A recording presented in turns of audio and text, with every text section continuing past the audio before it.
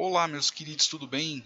Eu havia prometido que não iria fazer esse tipo de vídeo, mas como eu sou um imbecil, eu acabei ficando curioso e fui dar uma olhadinha no que está acontecendo no Brasil, principalmente com os protestos que houveram ontem, referente aos cortes ou contingenciamento, dependendo de como que você quiser analisar ou colocar a palavra, sobre o ensino superior e as outras categorias de ensino aqui no Brasil, tá? Eu não vou politizar a coisa.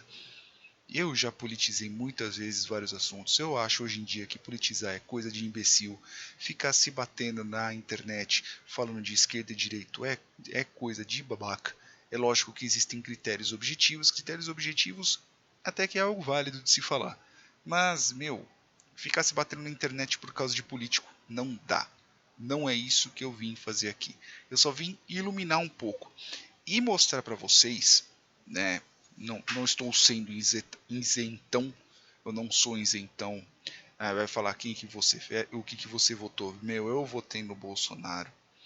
Eu sou de direita, mas eu quero dar uma análise aqui por cima, não por cima superficial, por cima não politizar. Como eu disse, politizar é coisa de imbecil, ok? Principalmente porque é um problema que já vem de muito tempo, não é uma questão de um governante ou outro, e no final das contas, quem se ferra é a população que não tem nada a ver com política, não tem nada a ver com nada, não está querendo saber nem de um lado nem de outro. É sempre essa a galerinha que no final das contas acaba se ferrando, tá? E vou mostrar aqui um pouquinho. Primeiro de tudo, vamos entender um pouco a diferença entre os dois tipos de orçamento, vamos dizer assim, que é o orçamento obrigatório e o orçamento contingenciável, vamos dizer assim. Como diz aqui a própria matéria do G1, salário de professores das universidades federais é despesa obrigatória, mas auxílio estudantil não. Então, o governo obrigatoriamente, então o governo que eu estou tratando, pelo menos neste caso, é a nível federal, as universidades federais, ele obrigatoriamente tem que pagar os salários. Tá, então, como que ele vai arranjar dinheiro? Não sei. Vai vender churros, vai virar caminhoneiro, Bolsonaro vai virar caminhoneiro, seja lá o que for. O Paulo Guedes vai previdenciar a mãe de alguém? Não sei. O governo obrigatoriamente tem que prover. Já o resto já os outros custos, então a gente está tratando realmente de auxílio à pesquisa, nós estamos tratando sobre a parte de segurança do campus ou dos campus, estamos tratando da parte de limpeza, afins, não é obrigatório. Este daí pode ter o contingenciamento barra corte de grana. Vai ter uma grana? Vai. Mas isso não quer dizer que seja aquilo que a universidade precise. Beleza? Só que este corte, eu vou chamar de corte, pelo menos por enquanto, tá? Ele não é só, pelo menos até o presente momento, ele não é só. Essa matéria aqui é de 2018, tá? Todos os links estão aqui, de tudo que eu andei lendo, tá tudo aqui, tá? Então, vai estar na descrição, caso vocês queiram dar uma olhada também, vocês podem, tá? São várias datas, isso para mostrar que o problema não é de agora. E o problema não é de um governante, não é do Bolsonaro, não é só da Dilma, não é só do Lula, tá? É o que vem de muito tempo. Então, beleza.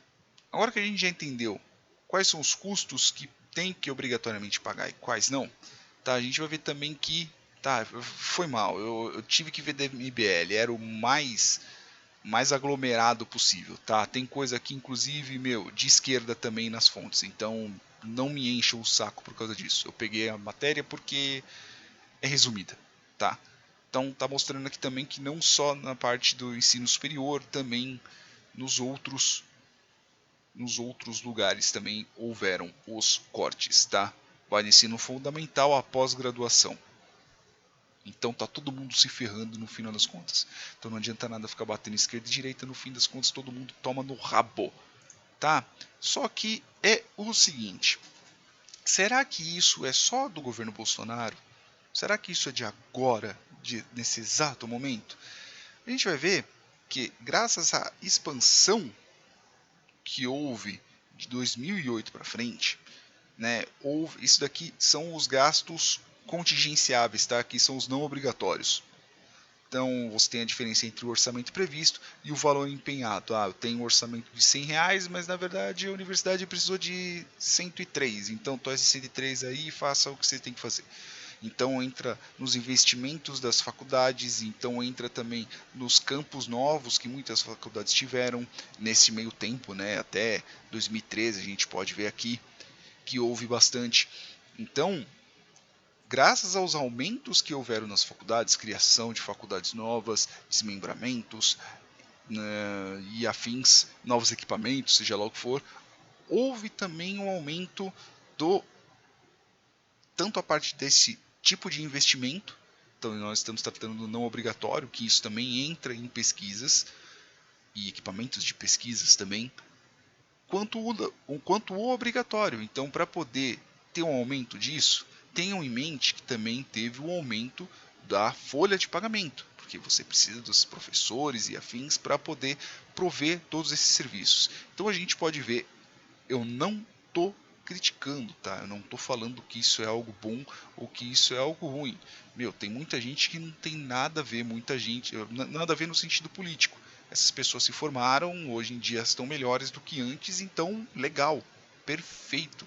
Não estou criticando o fato das pessoas estarem sendo, se formaram e afins. A questão aqui é uma questão orçamentária. Dinheiro, independente da ideologia da pessoa, dinheiro tem limite. Então, quando o Brasil estava bom financeiramente falando, né, você pode falar que sim, pode falar que não, vamos considerar aqui que estava tudo bom, pelo menos até agora. Então, de 2008 para 2013, veja que saímos de 3 milhões para 8. Então, mais que dobrou. Só que o que aconteceu? Em 2014 mesmo, já começaram a ver os cortes. Né? Então já estava orçado, sei lá, 8, quase 9 bilhões aqui, e aqui foi 6.800. Então já em 2014, 2015, isso com a crise já rolando, os cortes já foram feitos. Então veja que, mesmo tendo o orçamento lá em cima, os cortes foram realizados. Então não é de agora. E talvez não, pelo menos o que os dados demonstram é que houve um boom na questão das universidades. Então se gastou muito, se investiu muito. Eu vou considerar aqui a palavra de investimento, porque aqui não estou tratando sobre folha de pagamento. Tá? Então equipamentos, pesquisas, afins. Então houve um boom nesse tipo de investimento, só que de 2013 para frente o governo começou a faltar dinheiro. Então começou a faltar dinheiro para o governo, então começou a cortar este tipo de verba. E aqui estamos tratando de universidades federais. Ok? Então veja que desde 2013, 2014 para trás, né, para frente, desculpa, que houve os cortes. 2008 para cá houve um boom, daqui para frente diminuiu, tá? E se ficarmos vendo outras universidades federais, tem praticamente o mesmo padrão. Tanto que eu peguei aqui do Rio de Janeiro, ó. Então vamos pegar, por exemplo, o FRJ, ó, 2008, desculpa, 175 foi para 477. Chegou aqui 2012, 2013 e daqui para baixo caiu. Estamos tratando sobre universidades federais, não estamos tratando sobre faculdades estaduais. Com certeza, várias faculdades estaduais do Rio de Janeiro estão com grandes problemas financeiros, principalmente pelo problema financeiro e a má administração que teve no estado. Né? Então, por exemplo, aqui, a Universidade Federal Fluminense, o mesmo padrão, 2013, 2014 já começou a descer, 2017, aqui é a mesma coisa, 2008 desceu um pouquinho aqui, 2011, 2012 e assim por diante. Aqui também, até que aqui, quando nós estamos tratando aqui da Unirio, até que teve um aumento. Então, imagina você como um administrador, principalmente quando nós estamos tratando sobre a administração de dinheiro público, que dinheiro público é aquele dinheiro que a gente não tem muito valor, né? Então, de repente, você está lá em 2008 com 28 milhões, de repente passa para 83 milhões. Então, você vai investir, você vai fazer uma porrada de coisa. E aqui eu estou ignorando o contexto político, tá? Existem pesquisas ruins, existem pessoas que gastam dinheiro para fazer pesquisa merda, esse não é o foco. O foco são os números aqui, tá? Eu acredito piamente, mesmo vocês olhando no Twitter, seja lá o que for, eu seguindo pessoas que não acreditam nisso, mas eu acredito que este tipo de pesquisa são poucas na universidade. Não quer dizer que não seja um montante relevante, mas eu realmente acredito que sejam poucos os casos, tá?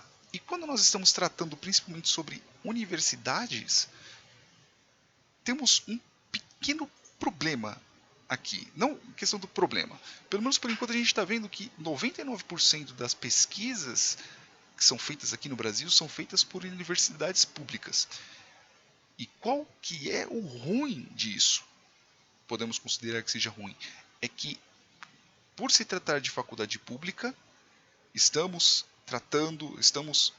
são coisas que estão à revelia dos humores da política e dos humores financeiros, né, dos humores econômicos.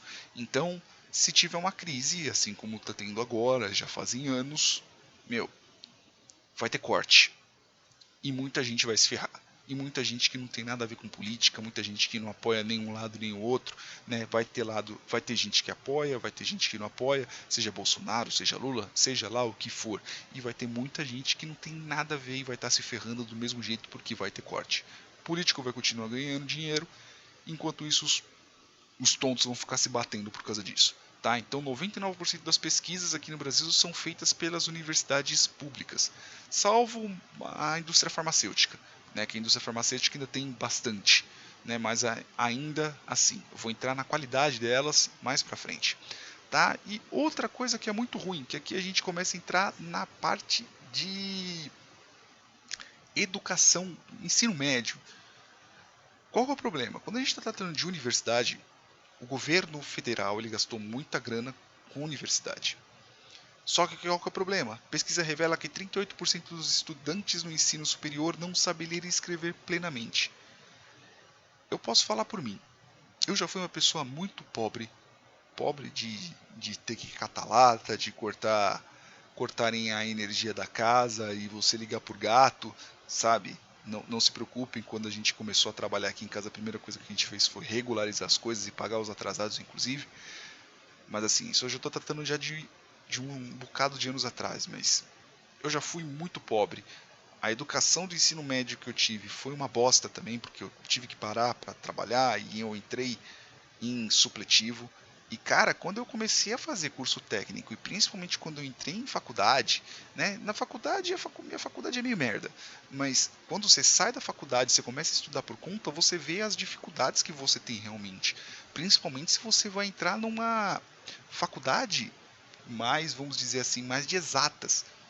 Né? Ou uma faculdade, por exemplo, vamos dizer filosofia. Filosofia não é uma faculdade fácil, você tem que ler pra cacete.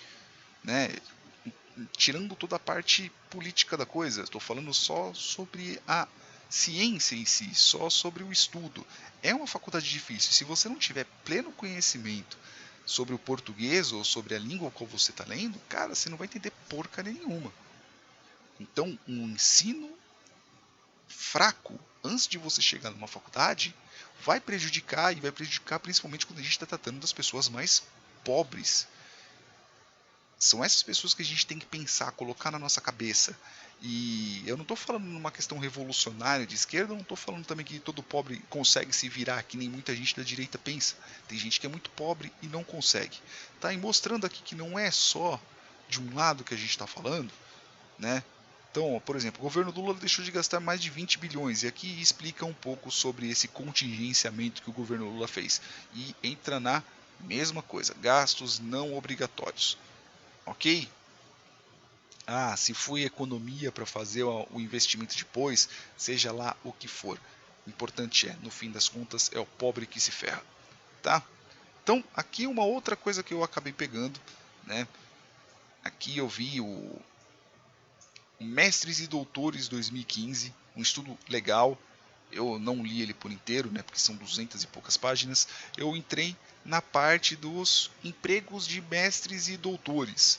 Né? Aqui ele explica que, se você for simplesmente só olhar os números, você vê que você tem uma boa proporção que não está empregado, só que também aqui explica que se você contar os que não, os que continuam, os mestres e doutores que continuam estudando e recebendo bolsa, e contabilizar eles como empregados, né? Então o índice de desemprego é meio menor. Tá, então isso daqui foi uma dúvida que eu tive, que é, será que tem mercado para os mestres e doutores, seja no mercado de docência, seja no mercado de pesquisa? Né? Eu acho que no mercado de pesquisa, principalmente o brasileiro, não tem muito, né? Tanto que aqui fala numa outra matéria que desemprego entre mestres e doutores no Brasil chega a 25%. Também é uma matéria, se bem que essa matéria é mais recente, 10/3/2019. E uma das coisas que fala aqui é, como a parte de pesquisa aqui no Brasil não é muito boa, né? Então consideremos que, você vai estudar o ensino médio, você vai o ensino fundamental, o ensino médio, você faz uma faculdade, depois disso você faz um mestrado, um doutorado, e você chega no final das contas, sei lá, você gasta 10, 15, 18, 20 anos de estudo para no final das contas aqui no Brasil você não ter nada. O que acontece? Se você é uma pessoa muito boa naquilo que você faz, vai surgir uma oportunidade fora e você simplesmente foge daqui do Brasil, tá?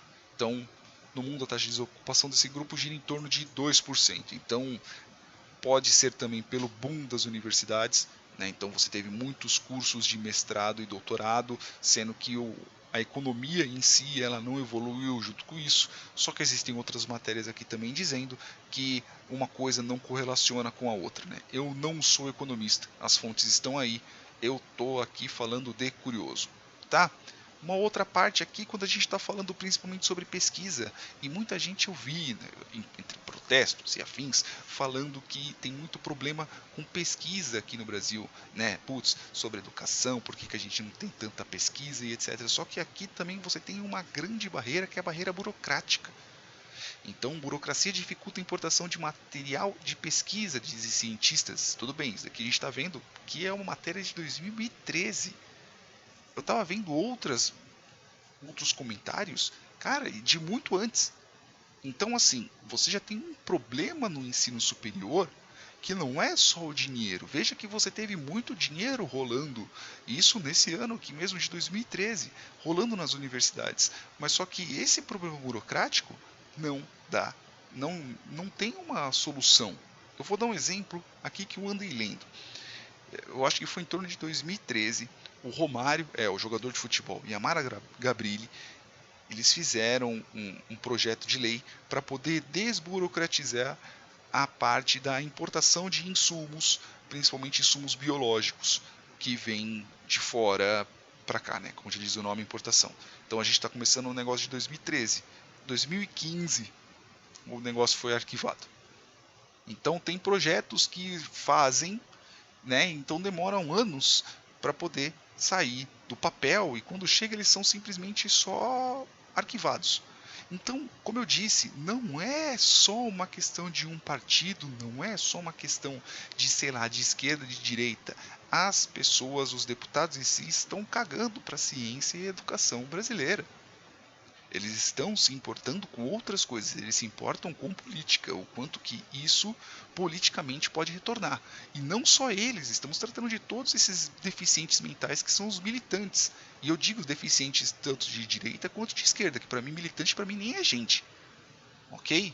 Então, se você é militante ou não, ainda dá tempo de você se salvar, dá tempo de você virar um ser humano comum. Ok? Então aqui, ensino médio está falindo e não agrega conhecimento, diz ministro sobre resultados de matemática e português. Então aqui, veja, 2018.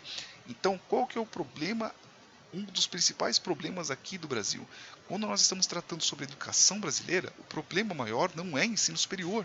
O problema maior é antes. Estamos tratando sobre ensino fundamental e ensino médio. Muita gente é analfabeta funcional. Muita gente chega na faculdade sem entender direito português e matemática. Então, como é que nós vamos formar cientistas e afins com esse déficit? E eu não estou falando que não consigam. Estou usando eu mesmo como exemplo. Eu não era um aluno muito bom, eu não aprendi muita coisa na escola, eu tive que me virar agora de adulto. E tanto que eu tenho o canal, inclusive, tanto para me ajudar nos estudos, quanto para ajudar as outras pessoas que elas não passem a mesma dificuldade que eu passei.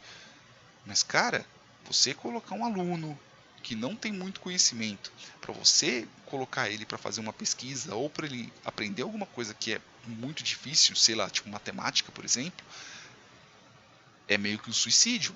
Você vai ter que ter uma curva de aprendizado para essa pessoa para poder chegar num nível mínimo para ela poder continuar progredindo na matéria.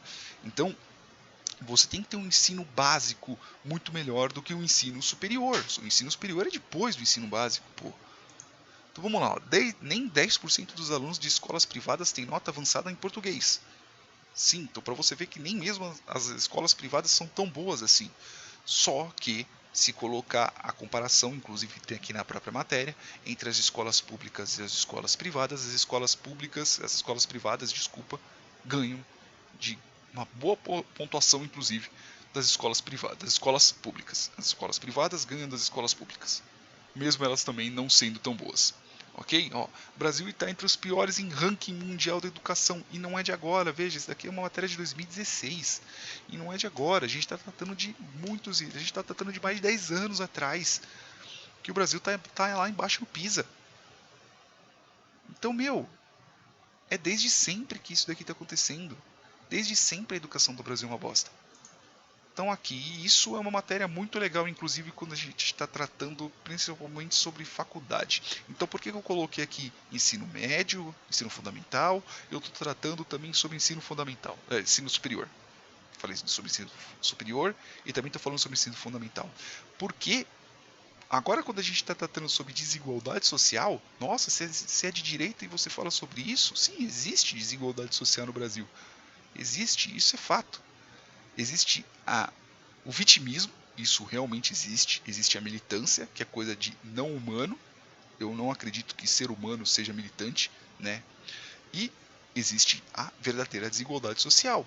Inclusive, faculdades públicas, elas são fomentadoras de desigualdade social, porque é onde o pobre paga para o rico se formar. Ah, mas rico também paga imposto. Fato.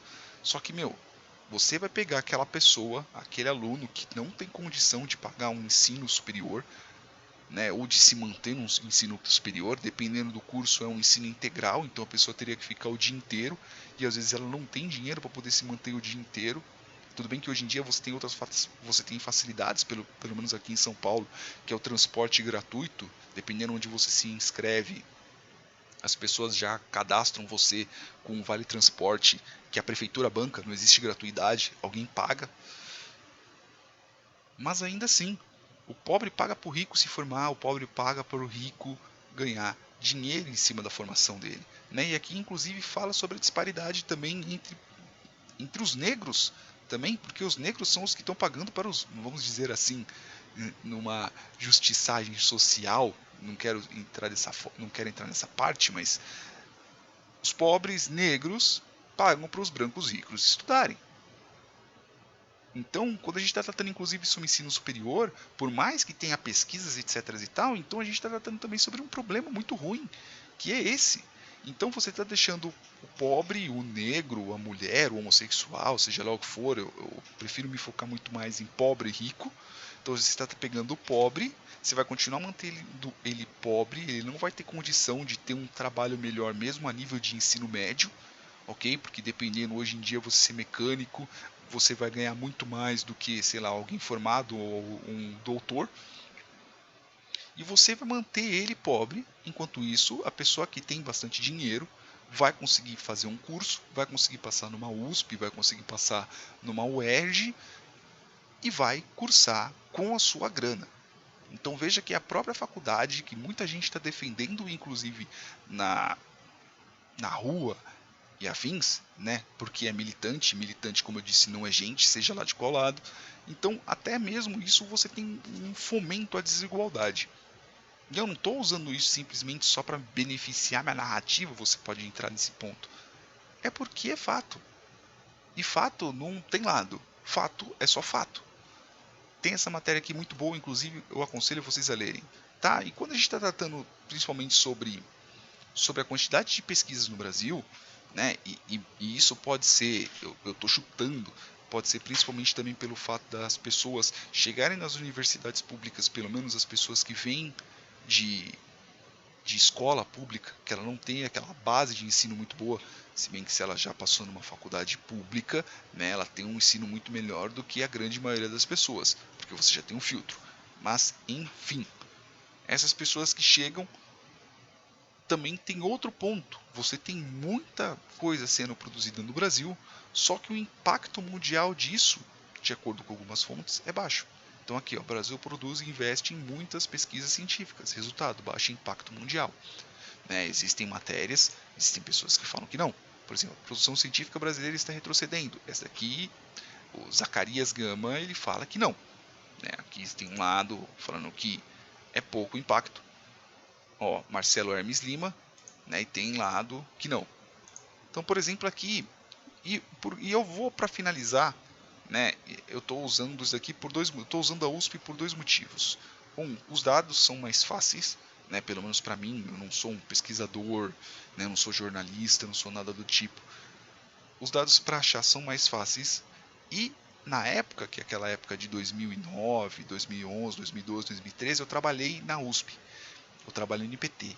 Eu fui tanto estagiário quanto que eu fui terceirizado lá. Então eu vi mais ou menos o que acontecia por lá. Então, o que eu estou querendo dizer com isso? Inclusive até compartilhei no Facebook uma foto. Meu, qualquer crise financeira, qualquer problema, principalmente quando nós estamos tratando sobre parte financeira e política, nunca, eu digo e escute bem, nunca é coisa imediata. Sempre vem de, sei lá, de 5, 6, 10, 15, 20 anos atrás. Nunca é algo imediato. O que está acontecendo imediato é só o sintoma de um problema que está acontecendo há muito tempo atrás. Então, por exemplo, aqui é uma matéria de 2000, já falando que aposentadorias estrangulam as universidades. Tudo bem, USP não tem nada a ver com contingenciamento / corte que está acontecendo no governo Bolsonaro.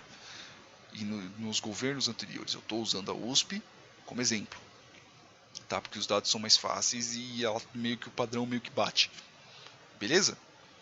Então já há 20 anos atrás praticamente já está falando que o problema dos gastos fixos, que é gasto com folha de pagamento e aposentadoria, já são algo que já estão dando problema.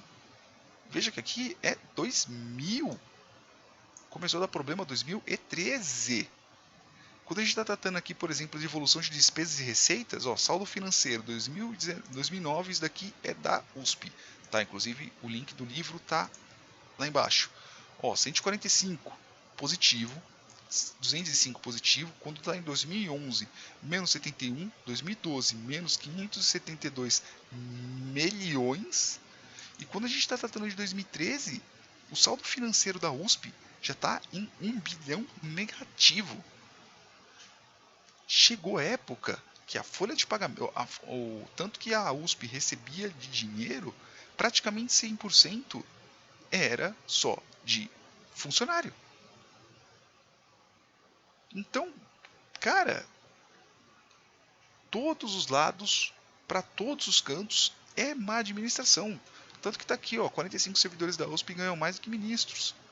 E ganham uma nota. Eu não estou falando que a galera não tem que se aposentar.